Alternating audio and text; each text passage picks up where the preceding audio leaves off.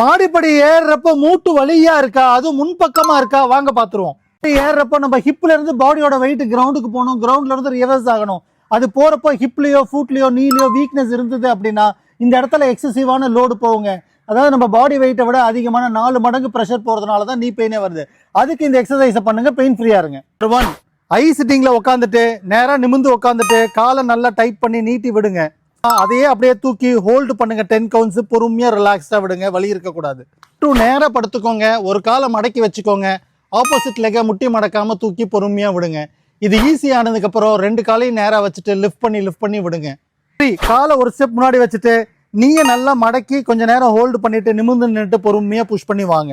4, சைட்ல படுத்துட்டு காலை தூக்கி clockwise anticlockwise rotation பண்ணுங்க. நம்பர் 5, 2 காலும் மடக்கி வச்சுட்டு பட்டை நல்லா மேலே தூக்கி பொறுமையா விடுங்க.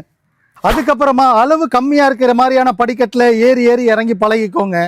அதுக்கப்புறம் கொஞ்சம் ஹைட்டா இருக்கிறதுல ஹேண்ட் சப்போர்ட்டோட ஏறி கீழே இறங்கி பழகிக்கோங்க. ஹைட் கம்மியா இருக்கணும்னு சொல்றேங்க. இம்ப்ரூவ் ஆனதுக்கு அப்புறம் மாடிப்படி ஏறப்போ கொஞ்சம் சப்போர்ட் வச்சு ஏறி பழகுங்க. அதுக்கப்புறம் கொஞ்ச நாளைக்கு அப்புறம் சப்போர்ட் இல்லாம ஏறுங்க, ஏற ஸ்ட்ரென்த் கிடைக்கும். ஏறத்துக்கு முக்கியமான காரணம் மசிலோட ஸ்ட்ரென்த், நியூரோமஸ்குலர் கண்ட்ரோல் அண்ட் கண்ட்ரோலுங்க. அதை எக்ஸசைஸ் மூலியமா கொண்டு வர முடியும். கஷ்டப்பட்டு வலியோட ஏறாதீங்க. எல்லாமே சிம்பிள் சொல்யூஷன் தான். Just for the information, doctor Ram physio.